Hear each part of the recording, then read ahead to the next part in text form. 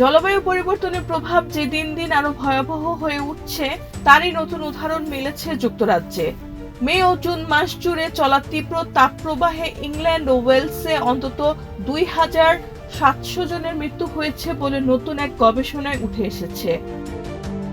13 জুলাই প্রকাশিত এই গবেষণাটি পরিচালনা করছে ইম্পেরিয়াল কলেজ লন্ডন, যুক্তরাজ্যের আবহাওয়া অধিদপ্তর এবং লন্ডনের school of hygiene and tropical মেডিসিনের বিশেষজ্ঞরা।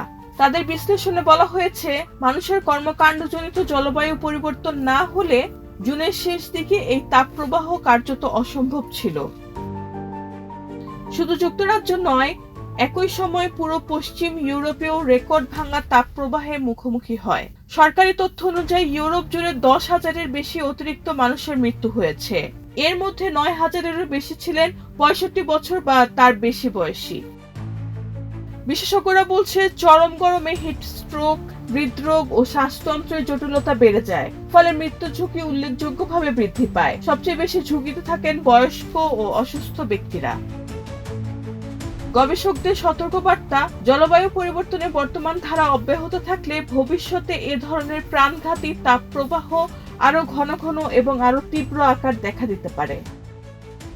রেহানা বেগম, প্রজন্ম 24।